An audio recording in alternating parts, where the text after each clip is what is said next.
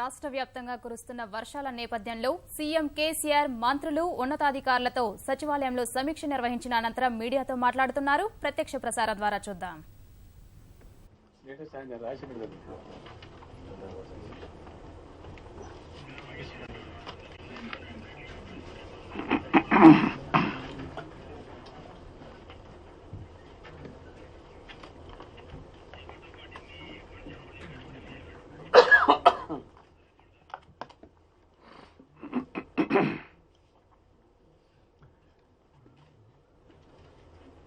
గతంలో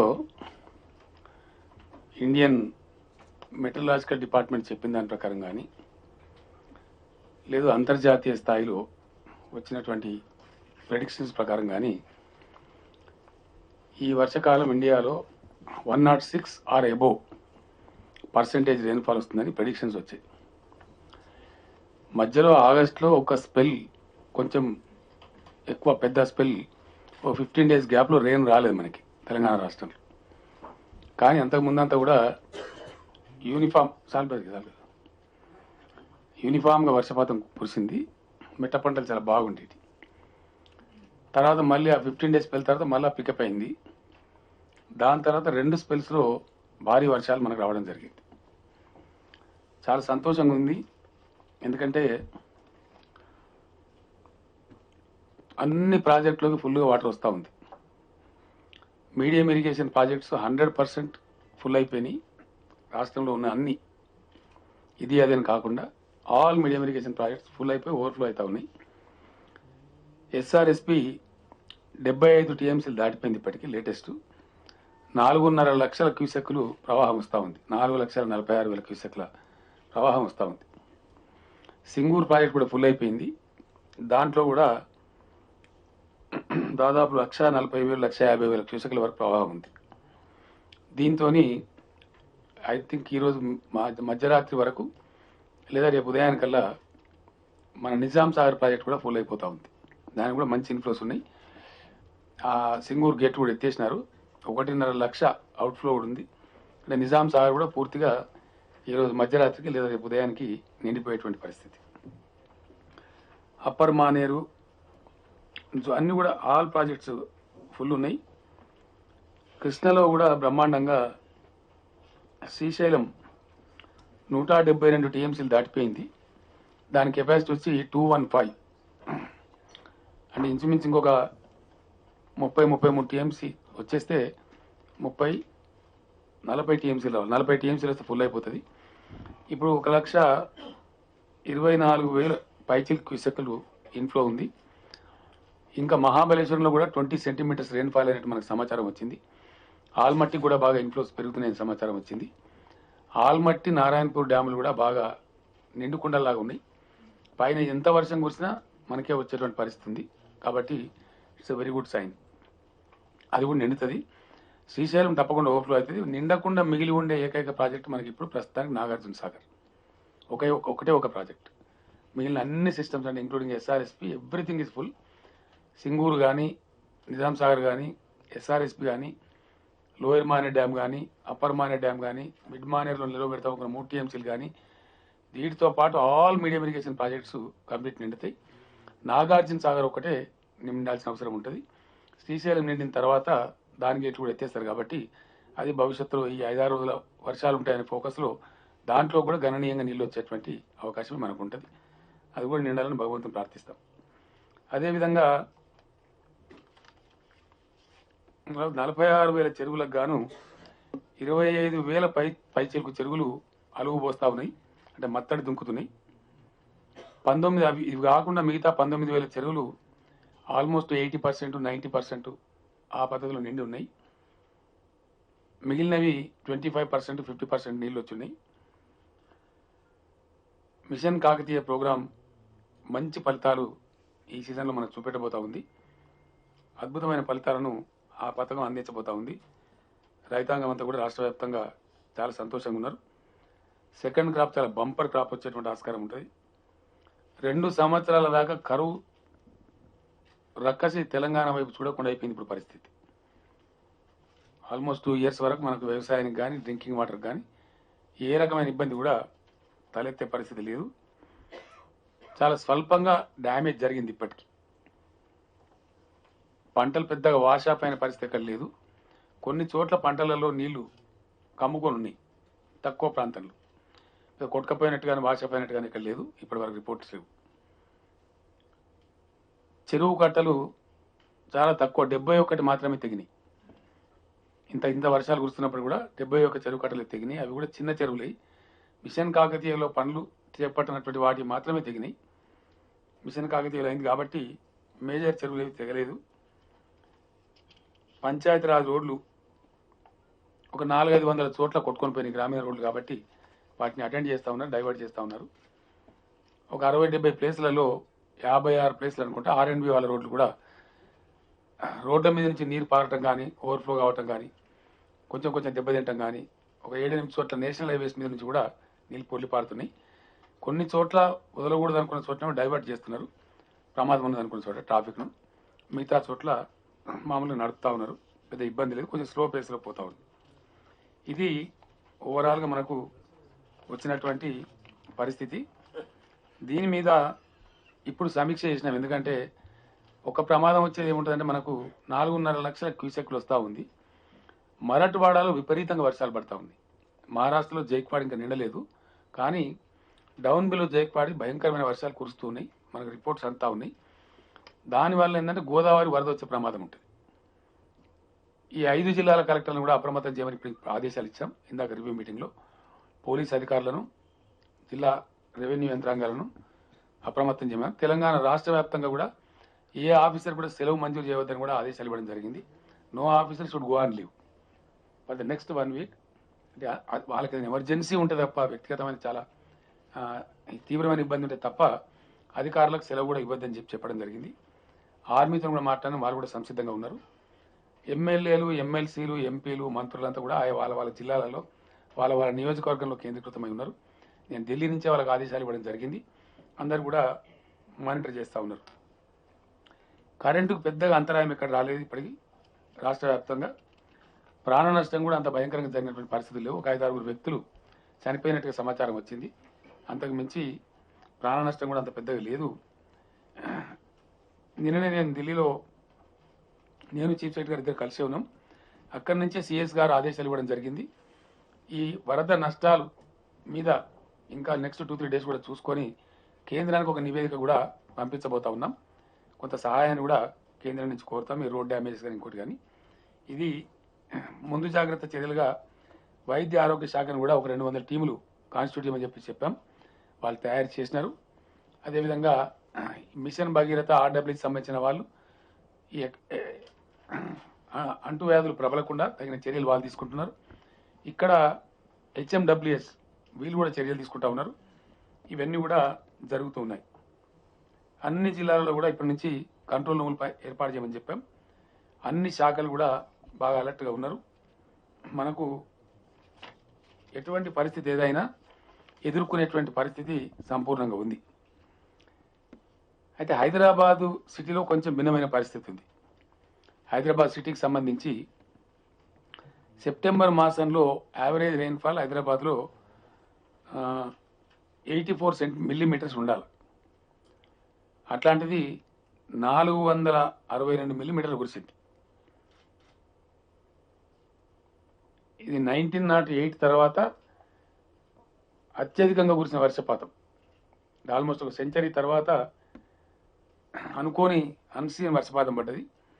448% excess rain పడ్డది మామూలు కురవాల్సిన దానికంటే. మిల్లీమీటర్స్లోకి వస్తేనేమో 380 మిల్లీమీటర్లు అధికము, అంటే 84 బదులు 462 పడ్డది. That comes to 380 millimetres more rain. పర్సెంటేజ్లో చూసినట్టయితే 448% సెప్టెంబర్ మాసంలో ఎక్సెస్ రెయిన్ఫాల్ పడ్డది. దీనివల్ల కొంచెం ఇన్కన్వీనియన్స్ వచ్చింది హైదరాబాద్లో. ఇంత అసాధారణమైన వర్షపాతం వచ్చినప్పుడు న్యాచురల్లీ వస్తాయి.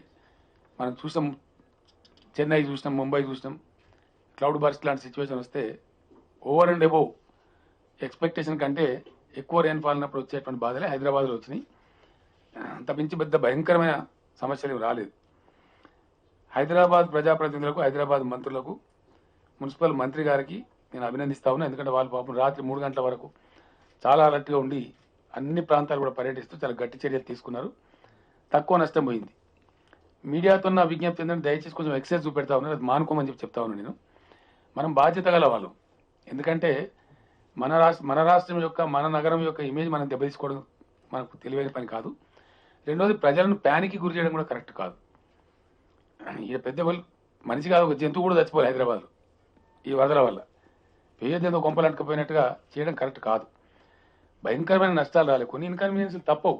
వర్షం కురిసినప్పుడు డెఫినెట్లీ ఇంత క్లౌడ్ బర్స్ట్ ఉండి 448% ఎక్సెస్ ఉన్నప్పుడు న్యాచురల్లీ కొన్ని ప్రాబ్లమ్స్ వస్తాయి. మెడ్రాస్లో మనం చూసిన 1.5 మీటర్ 2 మీటర్స్ రెయిన్లో 21 days ఉన్నది చెన్నై నగరం. కొన్ని వేల కార్లు దెబ్బతినిపోయి మునిగిపోయి ఉన్నాయి. మనకు ఆ పరిస్థితి రాలేదు. We're lucky. కొన్ని ప్రాంతాలలోనే కొంత సమస్య వచ్చింది. దాన్ని అతిగా చేసి చూపడం అనేది కరెక్ట్ కాదని మీడియా కూడా నా రిక్వెస్ట్. ఎందుకంటే అందరం అలర్ట్గా ఉన్నాం, ఎవ్వరికి ఏం ప్రమాదం రాదు. ప్రభుత్వం పూర్తి అప్రమత్తంగా ఉంది. Army is also in place. ఎక్కడైనా మనకు సంథింగ్ గోస్ రాంగ్. మెర్సిలెస్గా కొన్ని కూల్చడం జరిగింది. ఏవైతే కూలిపోయే భవనాలు ఉంటాయో హైదరాబాద్లో ఇంత ఎక్సెస్ రెయిన్ వచ్చినా ప్రాణ నష్టం జరగకపోవడానికి ప్రధాన కారణం ఏంటంటే జిహెచ్ఎంసీ అండ్ మున్సిపల్ అడ్మినిస్ట్రేషన్ విభాగం వాళ్ళు ముందు జాగ్రత్త చర్యగా కూలిపోయేటువంటి భవనాలు ఎవరైతే ఉంటాయో వాటిని అసెస్ చేసి మెర్సిలెస్ కూల్చేసినారు. కొన్ని వందల భవనాలు కూల్చేసినారు. 400 పైన కూల్చేసినారు. దానివల్ల మనుషులు చావడం అనేది తప్పింది, ఆ ముప్పు తప్పింది. రెండవది ఒక 150 వరకేమో కోర్టులు స్టేలు ఇచ్చినాయి. ఆ స్టేలను కూడా వెంటనే తీసేయించే ఏర్పాటు కూడా చేస్తూ ఉన్నాం. ఎందుకంటే ప్రాణ నష్టం వస్తే ఇబ్బంది అవుతుంది కాబట్టి. ఇప్పుడు రామ్ గోపాల్పేట పోలీస్ స్టేషన్ ఉంది, దాన్ని కూడా ఖాళీ చేస్తూ ఉన్నాం మెర్సిలెస్. ఇందాక నేను డీజీపీకి సిటీ పోలీస్ కమిషనర్ గారికి నేనే సీరియస్గా ఆదేశం ఇవ్వడం జరిగింది. మీరు పోలీసులు ఏమిటి చేయడం కరెక్ట్ కాదు, ఆ బిల్డింగ్ వీక్ ఉంది, ఇమీడియట్ ఖాళీ చేయమని చెప్తే ఇప్పుడు ఎమర్జెన్సీ స్టెప్స్ తీసుకున్నారు, ఖాళీ చేస్తున్నారు. ఎందుకంటే మనం ఫస్ట్ ఏం చూస్తామంటే లైఫ్ లాస్ కాకుండా ఉండగానే చూస్తాం. దాని తర్వాత ఇన్కన్వీనియన్స్ జరగకుండా ఉండాలని చూస్తాం. ఎప్పుడు న్యాచురల్ కెలామిటీ లాంటి సిచ్యువేషన్ ఎప్పుడు వచ్చినా మొట్టమొదటి లైఫ్ లాస్ తగ్గించే ప్రయత్నం చేస్తాం. మన దగ్గర లక్కీగా అది లేదు. దాని తర్వాత విపత్కర పరిస్థితులు రాకుండా చూస్తాం.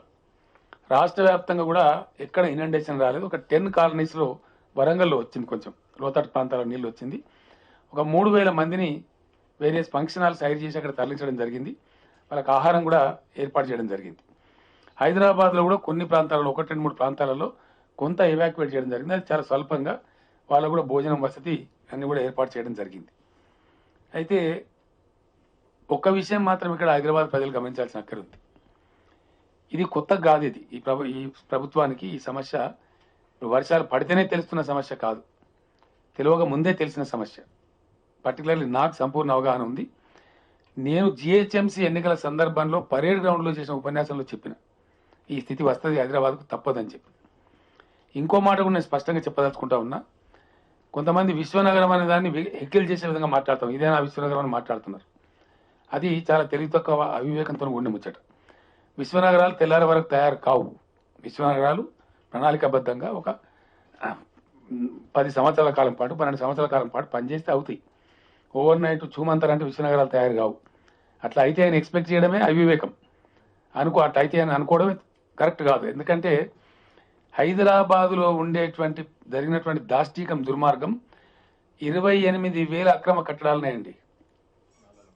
హైదరాబాదులో వర్షం నీళ్ళని తీసుకుపోయేటువంటి నాలాల మీద, స్ట్రామ్ వాటర్ డ్రైన్స్ మీద 28,000 అక్రమ కట్టడాలని. దానిలో గత ప్రభుత్వాల తెలివి తక్కువతనం వల్ల కట్టినటువంటి ప్రభుత్వ బిల్డింగ్లు కూడా ఉన్నాయి. తక్కువ ఉన్నాయి అవి, కానీ ప్రభుత్వానికి సంబంధించిన వివిధ శాఖల బిల్డింగ్లు కూడా ఉన్నాయి. ఒక అంత గొప్ప పరిపాలన గతంలో జరిగింది కాబట్టి ఈ కర్మ వస్తుంది మనకు. ఇది ఎక్కడి నుంచి వచ్చింది? దీన్ని చెయ్యాలంటే దీనికి కావాల్సిన వ్యయం 11,000 కోట్ల రూపాయలు. ఇది ఒక తెల్లారి వరకు మరునాటి వరకు కాదు, అవుతుంది అన్నట్టుగా కావాలంటే కొంతమంది మాట్లాడుతూ ఉన్నారు. యాక్చువల్ మేము వచ్చి 2 years 4 months అయింది. సిచ్యువేషన్ పూర్తిగా అసెస్ చేసి తెలుసుకొని ఈ సర్వేలన్నీ చేసేటప్పటికే ఓ ఏడాది కాలం పోతుంది. దీనికోసం సిటీని బాగు చేయడానికి, నిజంగా సిటీని విశ్వనగరంగా ట్రాన్స్ఫార్మ్ చేయడానికి ఈ మధ్యనే మున్సిపల్ అడ్మినిస్ట్రేషన్ మినిస్టర్ గారు ఇతర అధికారులు చర్యలు తీసుకున్నారు. ఒక 20,000 crores లోన్ హైదరాబాద్కు అవసరం ఉంది.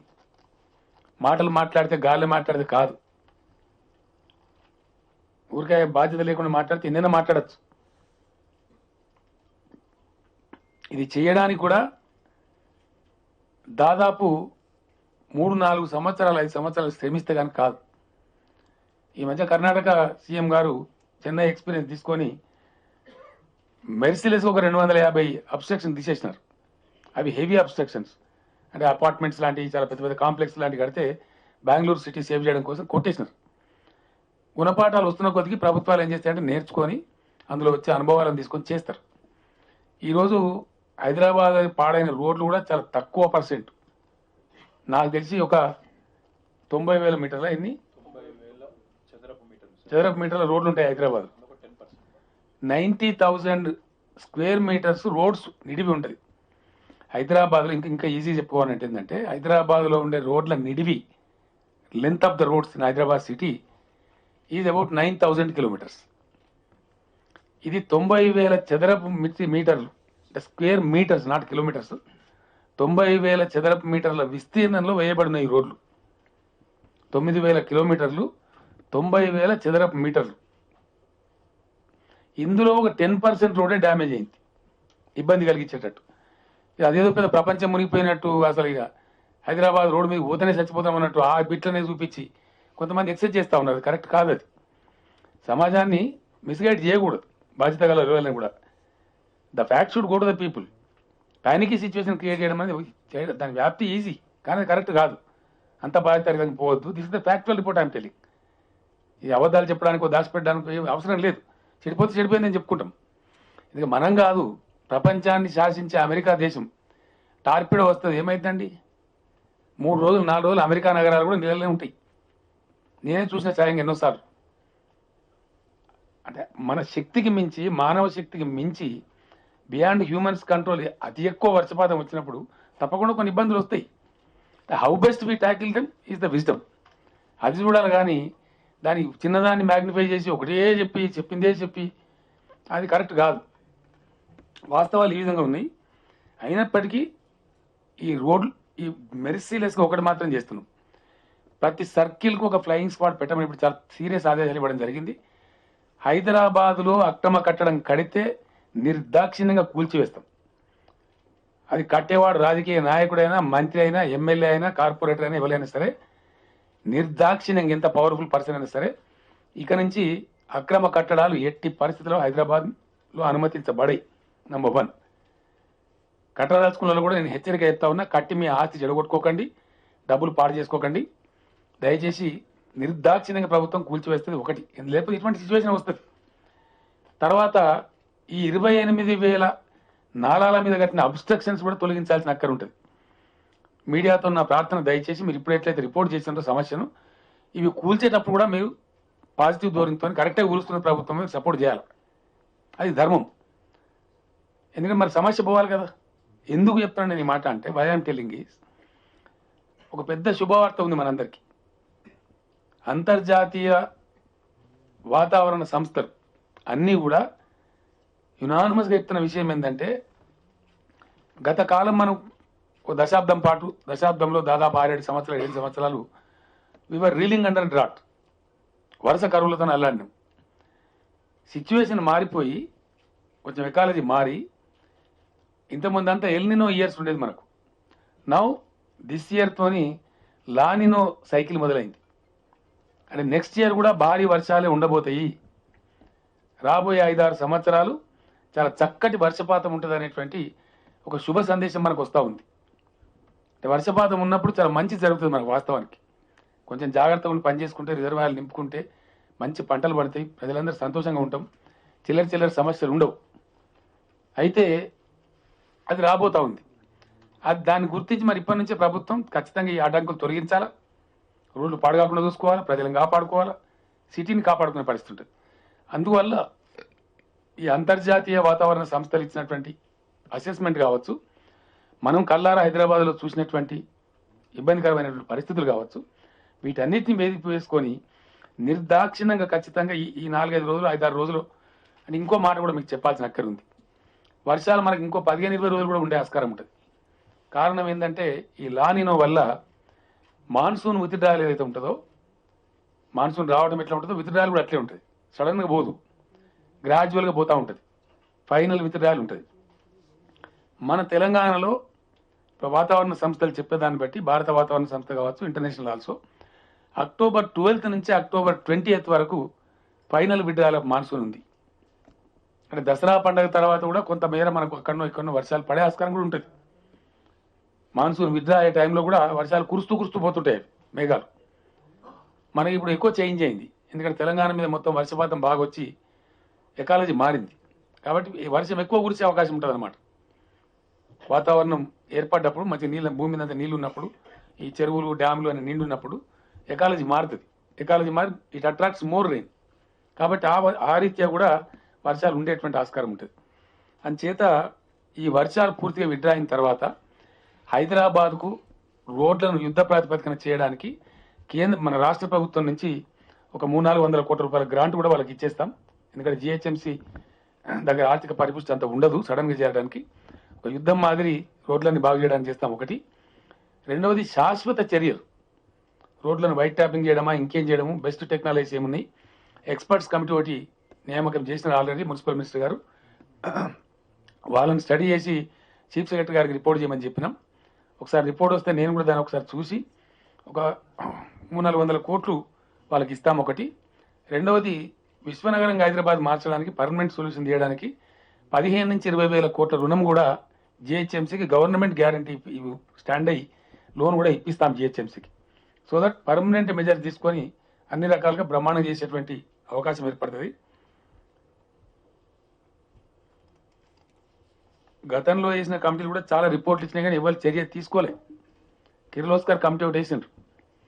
దాని మీద 390 కిలోమీటర్ల పొడవైన నాళాలు ఉంటే మూసికి పోయేటి 173 నాళాలు ఉన్నాయి దాంట్లో. అవి 100% దాని మీద అబ్స్ట్రక్షన్స్ ఉన్నాయి. మనకు భగవంతుడు ఇచ్చినటువంటి మూసి బ్రహ్మాండమైన డ్రైన్ ఉంది, కానీ నీళ్లు మూసికి పోయే మధ్యలో ఉండేటువంటి స్టామ్ వాటర్ డ్రైన్స్ ఏవైతుంటాయి అవి చోక్ అయిపోయినాయి. ఈ అక్రమ కట్టాలు దాని మీద ఉన్నాయి. వాటన్నిటిని కూడా తొలగిస్తాం. దానిలో పేద ప్రజలు ఉంటే హైదరాబాద్ చుట్టూ, హైదరాబాద్ పక్కన మనకు దండిగా హౌసింగ్ బోర్డు స్థలాలు కూడా ఉన్నాయి. డబుల్ బెడ్రూమ్ కన్స్ట్రక్షన్ కోసం పేద ప్రజల కోసం ఐడెంటిఫై చేసి పెట్టాం వాటిని. వీళ్ళందరూ ఇందులో కనుక పేదవాళ్ళు ఉంటే ఈ తొలగించే దాంట్లో వాళ్ళందరూ కూడా ప్రభుత్వం ఫ్రీగా డబుల్ బెడ్రూమ్ ఇల్లు కట్టిస్తాం. వాళ్ళు సహకరించాల్సిన అవసరం ఉంటుంది.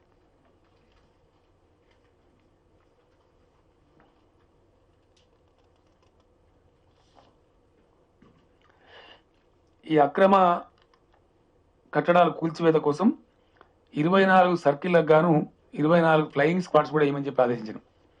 ఫర్ ఈచ్ సర్కిల్ ఒక ఫ్లయింగ్ స్క్వాడ్ ఉంటుంది, సపోర్టెడ్ బై పోలీస్ టీమ్. ఎక్కడ అక్రమ కట్టడం ఉందని తెలిస్తే ఇంకోటి కూడా చెప్పాను. ఇప్పుడే మున్సిపల్ మినిస్టర్ గారికి, కమిషనర్ గారికి కూడా చెప్పడం, మేయర్ గారికి కూడా చెప్పడం జరిగింది. అక్రమ కట్టడానికి సంబంధించిన ఇన్ఫర్మేషన్ ఇచ్చేటువంటి పౌరులకు జిహెచ్ఎంసీ 10,000 రూపీస్ బహుమతి కూడా ఇస్తుంది. వాళ్ళ పేరు రహస్యంగా పెడతాం. ఎవరైతే చెప్తారో వాళ్ళకి 10,000 రూపీస్ డబ్బు కూడా ఇస్తాం. మరి ఎట్లా కాపాడుకోవాలి? ఇక మనం తీసేసుకుంటూ పోతా ఉంటే మళ్ళీ వెనకాల మళ్ళీ అక్రమ కట్టడాలు కట్టుకుంటూ వస్తూ ఉంటే మళ్ళీ నాలాలు కబ్జా అవుతూ ఉంటే సిచ్యువేషన్ మారదు. మారాలంటే ఎక్కడో డ్రాస్టిక్గా ఖచ్చితంగా వ్యవహారం చేయాలి, తప్పదు, మెర్సిలెస్గా పోవాలి.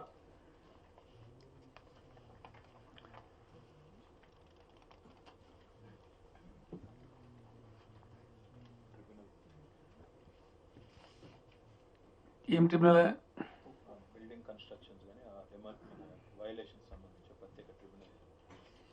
వయలేషన్స్ మీద, బిల్డింగ్ కన్స్ట్రక్షన్స్ వయలేషన్స్ దానికి సంబంధించి ఒక ట్రిబ్యునల్ కూడా తేవాలి తగినటువంటి పవర్స్తోని. ఐ థింక్ ఎల్లుండి క్యాబినెట్ కూడా దాన్ని చర్చించి తెమ్మని చెప్పినాం. లా డిపార్ట్మెంట్తో మాట్లాడి ఏ రకమైన చట్టం ఉంటే ఎంత పదునుగా ఉంటే బాగుంటుంది అనేది అది ఆ రకంగా వెళ్తాం. సిటీలో కూడా పెద్ద పవర్ డిస్రప్షన్ రాలేదు. ఒక నిజాంపేట ఏరియాలో సెల్లార్ ఏరియాలు మునిగి ఉన్నాయి కొన్ని ప్రాంతాలలో. వాళ్ళకి మీటర్లన్నీ మార్చాల్సిన అవసరం ఉంది. డెఫినెట్గా వాళ్ళ గవర్నమెంట్ ఖర్చుతోనే వాళ్ళ మీటర్లన్నీ కూడా మారుస్తాం. వాళ్ళంతా మధ్యతరగతి లోవర్ మిడిల్ క్లాస్ పీపుల్ ఉన్నారు. వాళ్ళ మీద భారం రాకుండా ఆ నీళ్ళలో మునిగి చెడిపోయిన మీటర్స్ ఏవైతున్నాయో వాటిని గవర్నమెంట్ ఎక్స్పెండిచర్తోనే రీప్లేస్మెంట్ కూడా చేస్తాం.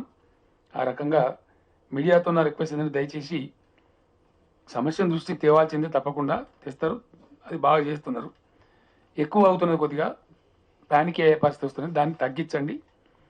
పాజిటివ్ డైరెక్షన్లో కలిసి ముందు పోవాల్సిన అక్కర ఉంటుంది. ఇవన్నీ ఎక్కడి నుంచి వచ్చాయో మీకు తెలుసు, నేను చెప్పాల్సిన అక్కర్లేదు. అప్పుడు 1980 ఆ తర్వాత 1930s విశ్వేశ్వరయ్య గారు ఇచ్చిన సూచనల మేరకు తీసుకున్న కొన్ని చర్యలు తప్ప ఈ మధ్యకాలంలో ఏ రకమైన చర్య తీసుకోలేదు. సున్నా.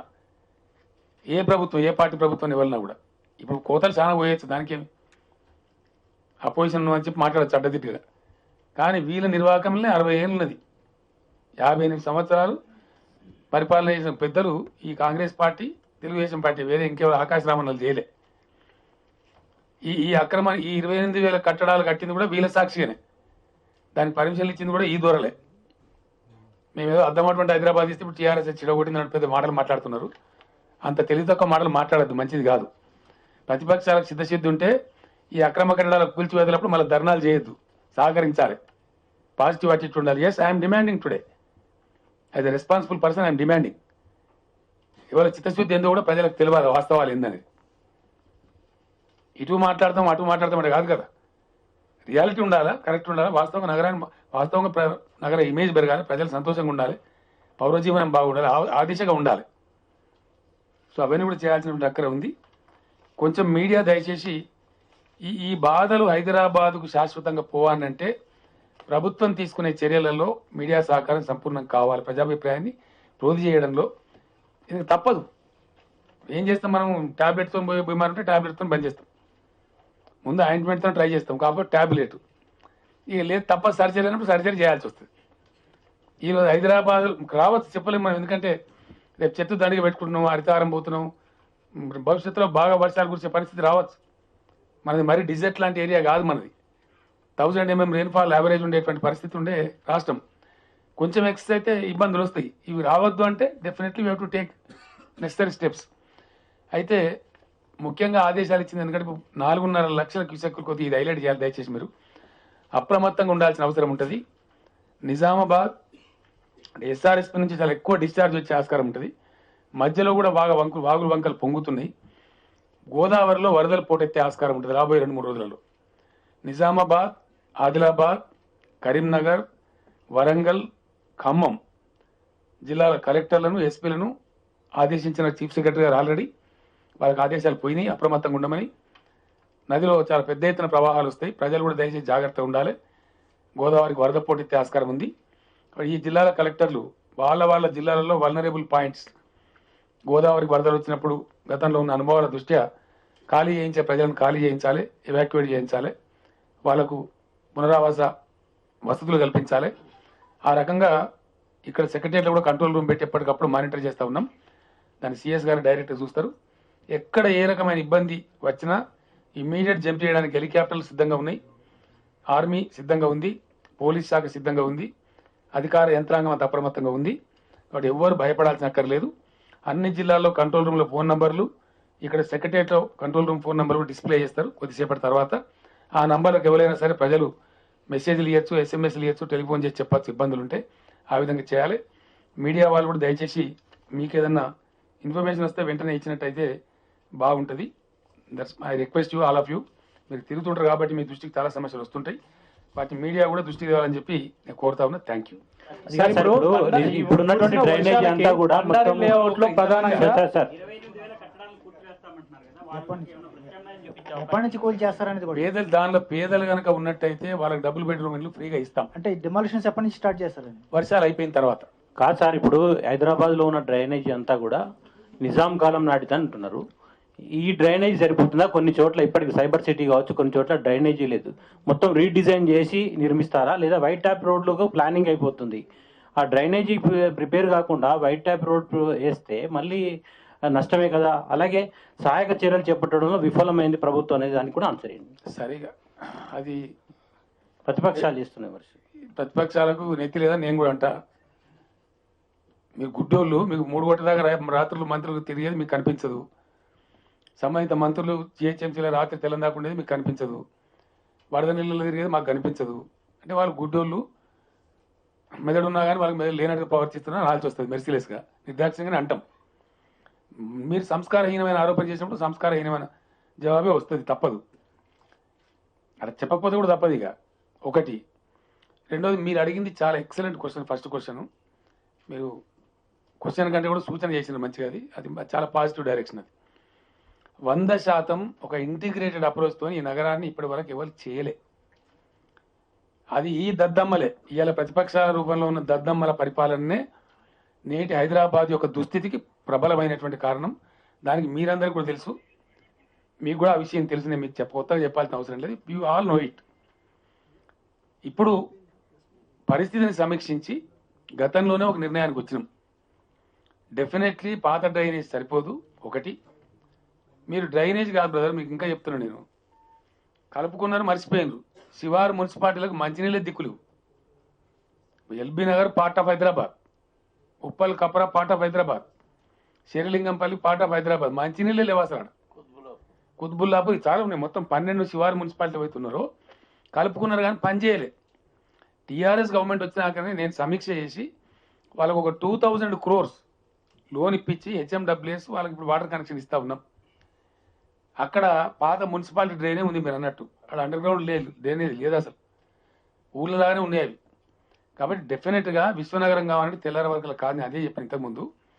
ఒక 15 నుంచి 20,000 కోట్ల రుణం జిహెచ్ఎంసీకి ఇప్పించి డెఫినెట్గా వర్క్ మొదలు పెడతాం.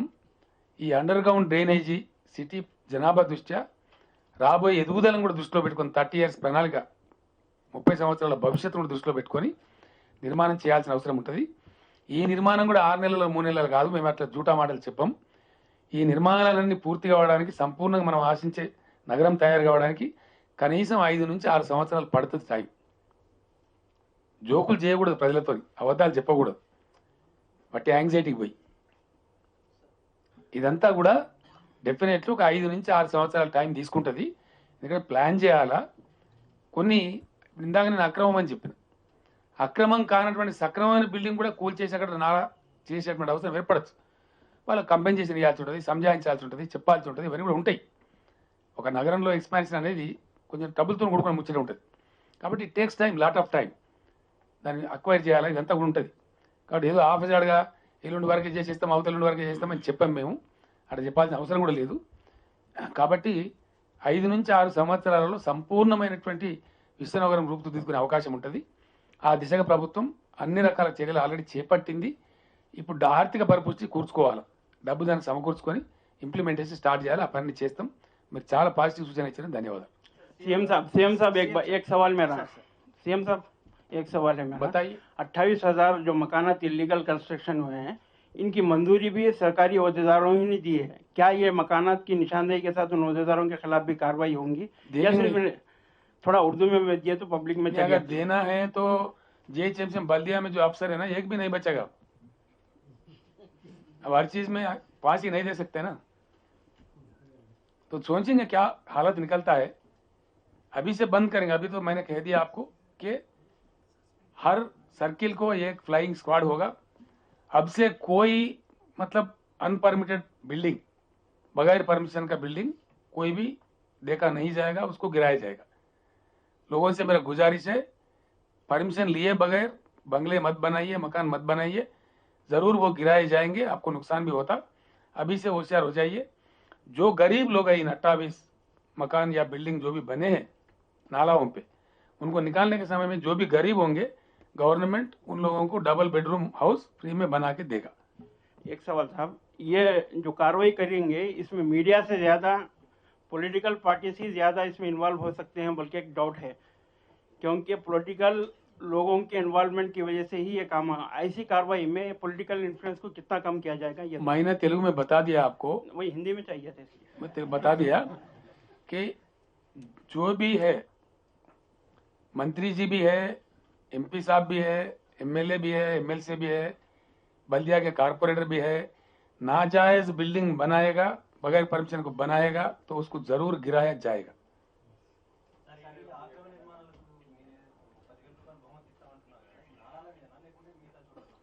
కొత్తగా జరిగేటువంటి అక్రమ నిర్మాణాలు ఏవైతే ఉంటాయో నాలాల మీద కానీ అదర్వైజ్ కానీ अक्रम नाजायज बिल्डिंग, बगैर परमिशन के बिल्डिंग जहां कहीं भी बन रहे हैं हैदराबाद शहर में, तो इन इतरला बल्दिया को दे दें। एक नंबर आपको दिया जाएगा, जो आदमी ये नंबर दे देगा उनको 10,000 रुपये इनाम दिया जाएगा और उनका नाम छुपा रखा जाएगा।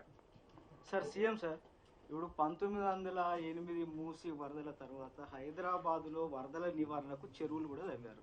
ఇప్పుడు ప్రస్తుతం ఆ చెరువుల సిక్కం భూములు కబ్జాలకు గురవుతున్నాయి సార్. ఇప్పుడు బండ చెరువే కావచ్చు, డీటెయిల్గా రామచంద్రపురమే కావచ్చు, కాప్రనే కావచ్చు. అయితే వీటి రక్షణ కోసం కూడా ఏమైనా చర్యలు? 100% మీరు చెప్పింది కరెక్ట్ బ్రదర్. ఇప్పటిదాకా జరిగింది గత ప్రభుత్వాల కాలంలో చెరువులు మాయమై అక్కడ కాలనీలు వచ్చినాయి. ఆ లేఅవుట్లకు మంజూరు ఇచ్చింది ఈ కాంగ్రెస్ నాయకులే, ఈ తెలుగుదేశం నాయకులే. వీళ్ళ పరిపాలనలోనే వచ్చినాయి. ఫేస్బుక్లో నేను చూస్తే కొంతమంది పెట్టినరు, మా చెరువులోకి మీ ఇండ్లు వస్తే మీ ఇండ్లు మేము చెరువులు కామా అని. ఎవరో కానీ పెట్టిండు. ఇలా పొద్దున చూస్తుంటే బాగుంది ఈ క్యాప్షన్ తీసి ప్రచారం చేయమని చెప్పినండి. ఇవి ఇచ్చిన వాళ్ళు ఎవరండి? ఇలా ప్రతిపక్షాల రూపంలో మాట్లాడుతున్న కాంగ్రెస్ పార్టీ నాయకులు, తెలుగుదేశం పార్టీ నాయకులు. వీళ్ళే కదా ఉద్ధరించింది, పరిపాలించిందంతా. ఈ కాలనీలో లేఅవుట్ల పర్మిషన్ ఎవరు ఇచ్చిందండి? ఎవరికి తెలియదండి ఇది? ఎందుకు ఇట్లా ఉంటుంది? అంటే ఇచ్చింది వీళ్ళే, మళ్ళీ ఇప్పుడు మాట్లాడేది వీళ్ళే. వాళ్ళు సృష్టించిన సమస్య మీద వాళ్ళే ధర్నా చేస్తామంటారు, వాళ్ళే విమర్శ చేస్తామంటారు. వాళ్ళే విమర్శించుకుంటారు. ఇప్పుడు ఒక రకంగా చెప్పానంటే ఒకరోజు వచ్చినాయి, ఇప్పుడు టీఆర్ఎస్ వచ్చిన కాలనీలు అవి 100% మీరు చెప్పింది సత్యం. ఇప్పటిదాకా పోయినాయి వాటిని ఏం చేయాలో విచారించాలి. అక్కడ డ్రైన్స్ ఎట్లా చేయాలో ఆలోచన చేయాలి. కొన్ని ఇళ్ళన్నా కనీసం తొలగించడం ద్వారా డ్రైన్ సాఫ్ అయితే చూడాలి ఒకటి. రెండవది, ఉన్నటువంటి లేక్స్ను మాత్రం ఖచ్చితంగా అతి కఠినంగా రక్షిస్తాం. ఎట్టి పరిస్థితులలో అక్కడ లేఅవుట్ రాకుండా చూస్తాం. దయచేసి మీ దృష్టిలో ఎక్కడ ఏదైనా జరుగుతుంటే కూడా ప్రభుత్వం దృష్టికి తీసుకురండి, జిహెచ్ఎంసీ దృష్టికి తీసుకురండి. 100% చర్యలు మీరు చూడబోతారు. అక్రమ పర్మిషన్లు ఇచ్చిన అధికారులపై చర్యలు ఉంటాయి. 100% అండి. 100% ఆయన ఏ స్థాయి అధికారాన్ని సరే నిర్దాక్షిణ్యంగా తీసి బయటపడేస్తాం.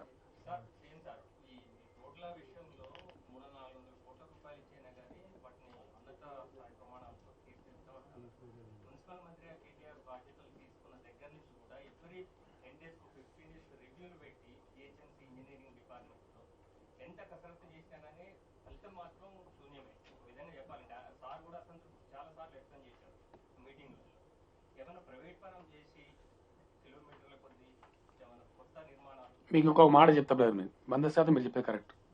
ఇప్పుడు మీటింగ్లో కూడా నేను అదే మాట్లాడిన. కారణం ఏంటండి, సెటిల్డ్ జిహెచ్ఎంసీ కాంట్రాక్టర్స్ ఉన్నారు ఇక్కడ. నేను చెప్తా కదా, నాకేం తెలియదు, నాకు అన్నీ తెలుసు.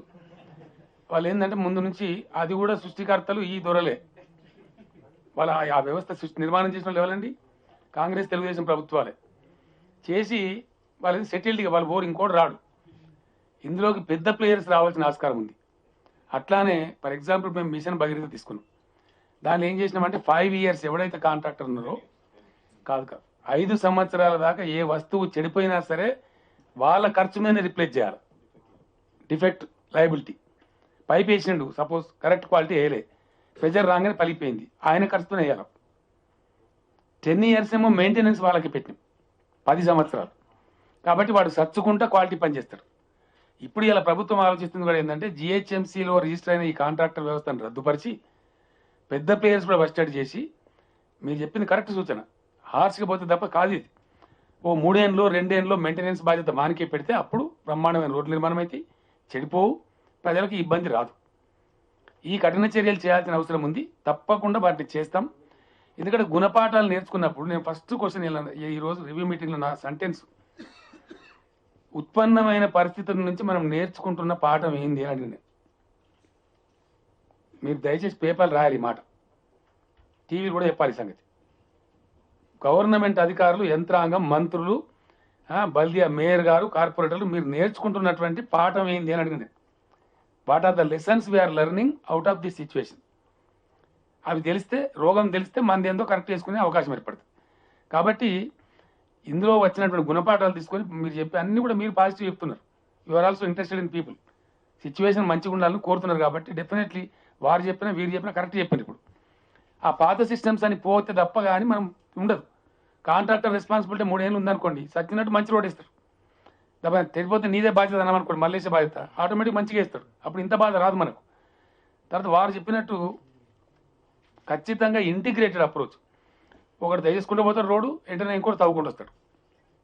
ఆ సిచ్యువేషన్ కూడా రావద్దంటే ఖచ్చితంగా ఎలక్ట్రిసిటీ, ఈ కేబుల్స్ వాళ్ళు, ఈ టెలిఫోన్ డిపార్ట్మెంట్ వాళ్ళు, మెట్రో వాటర్ సప్లై వాళ్ళు, జిహెచ్ఎంసీ ఇంటిగ్రేటెడ్గా పనిచేయాలి. అది అట్లా చేస్తుంది. ఇది ఇప్పుడు ఏంటంటే 60 ఏళ్ళ నుంచి జరిగిన ధ్వంసం. ఎట్లా పడితే అట్లనే చేసిండ్రు. అనేక సార్లు ఎమ్మెల్యేలు తెస్తారు, కార్పొరేటర్లు కూడా తెస్తారు. ఏది నల్ల నీళ్లు మురుగు నీళ్ళు కలిసి వస్తున్నాయి సార్ ఒకటే పైప్ లైన్. మీరు పేపర్లలో రాస్తూనే ఉంటారు. అది మారదు. ఒకసారి అంతా హాలప్ చేసి పూర్తి స్థాయిలో చేస్తేనే మారుతుంది. నేను ప్రజలకు ఒకటే హామీ ఇస్తా ఉన్నా, మీరు మన జిహెచ్ఎంసీలో అధికారం ఇచ్చిన సంతోషం, దాన్ని తీసుకుంటున్నాం. ఇంకోటి ఇప్పుడు ఉత్పన్నమైన పరిస్థితిని, ఈ ఛాలెంజ్ని మేము యాక్సెప్ట్ చేస్తున్నాం. We're accepting this challenge and we will rise, prove చేసి చూపిస్తాం. రాబోయే 2-3 ఏళ్లలో ఎటువంటి పనులు జరుగుతాయో ప్రజలు చూడబోతారు. కాకపోతే సమస్యలు వస్తాయి, కొంచెం ఓపిక అవసరం ఉంటుంది. ఓవర్ నైట్ కాదు, తెల్లారి వరకే ఏది కాదు. Thank you so much. Quality control ఇంజనీర్లు అసలు చేయకపోవడం వల్ల ఈ రోజు ఈ కాంట్రాక్టర్ల వ్యవస్థ తయారైంది. అసలు అధికారంలోనే ఉన్నది లోపం అంతా. వాళ్ళని మార్చుకుంటే వీళ్ళని ఎంత మార్చినా ఉపయోగం లేదనేది కూడా ఉంది. 100% కరెక్ట్ బ్రదర్. ఎందుకంటే ఇంకోటి ఉంది తమాషడ, ఏం తెలుసా, ట్రాన్స్ఫర్ లేవు జిహెచ్ఎంసీ నుంచి, అది బాధ. నేను ఇన్ని ఉంటా కదా పర్మనెంట్గా, ఎక్స్ సర్కిల్ నుంచి వై సర్కిల్, వై సర్కిల్ నుంచి జెడ్ సర్కిల్, అంతే కదా.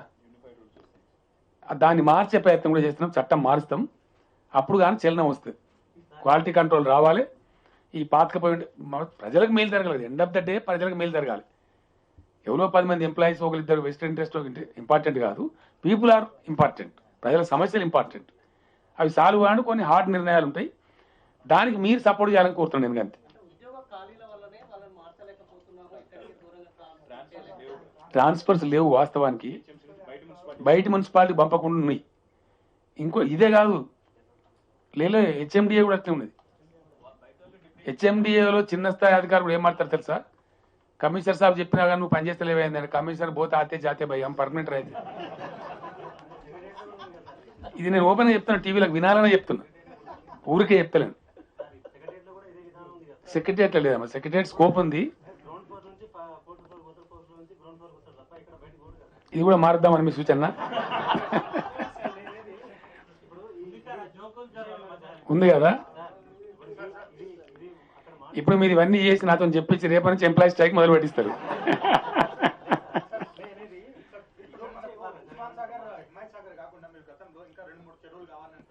చెరువులు కాదండి, రిజర్వాయర్స్, నాట్ చెరువు.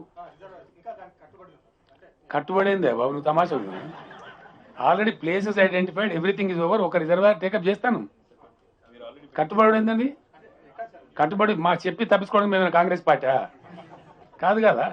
మరి షామీర్పేటలో ఒకటి వస్తుందండి, రాచకొండలో ఒకటి వస్తుంది. షామీర్పేట ఫస్ట్ టేకప్ చేస్తా ఉన్నాం.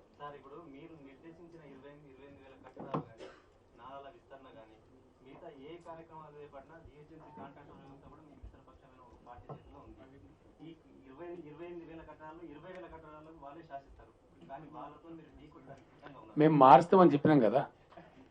మార్చే ప్రక్రియలో కొండ మీద గోపే వచ్చినా ఇంకెవరు వచ్చినా ఢీ కొట్టుడు కాదు, నిర్దాక్షిణ్యంగా తీసి పడేసి ముందుకెళ్ళిపోతాం. ఇష్యూ ఏంటంటే, in the process of implementation of a programme which is meant for the people, మెర్సీలెస్గా ముందుకు పోతున్నాం. టీఆర్ఎస్ ప్రభుత్వ వైఖరి చూస్తున్నాం, మీరు అందరూ అన్కాంప్రమైజ్గా పోతున్నాం.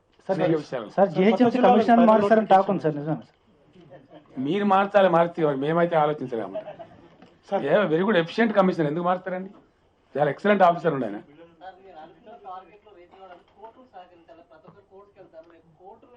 ఇప్పుడు ఇందాక నేను చెప్పిన బ్రదర్, 150 స్టేలు ఇచ్చారు. దేని మీద? కూలిపోయే ఇంట్లో నిర్ధారించి ఇంజనీరింగ్ వాళ్ళు పోయి చూసి శిథిలావస్థలో ఉన్నాయన్న వాటికి కూడా స్టేలు వచ్చినాయి. నేను చీఫ్ సెక్రటరీ గారు ఇద్దరం చీఫ్ జస్టిస్ గారిని కలవబోతున్నాం. ఈ రోజే కలుద్దాం అనుకున్నాం. వారు లేరు స్టేషన్లో, ఎందుకంటే వారికి వాస్తవాలు చెప్పాల్సిన అక్కర ఉంటుంది. అందులో ఒక 50 స్టేలు హైకోర్టు ఇచ్చింది, 100 స్టేలు ఏమో లోయర్ కోర్ట్స్ ఇచ్చినాయి. అది ప్రమాదకరంగా ఉంది. నేను ఇందాక చెప్పిన మీకు ఉదాహరణ, రామ్ గోపాల్పేట పోలీస్ స్టేషన్ కూలిపెట్టితే పోలీసులను మేము కోపానికి వచ్చి తీసామని చెప్పినాం ఇందాక. కాబట్టి వారిని సీజే గారిని కలిసి పరిస్థితిని వివరిస్తాం. వారి సహకారాన్ని కూడా నేను కోరుతాం. Thank you so much.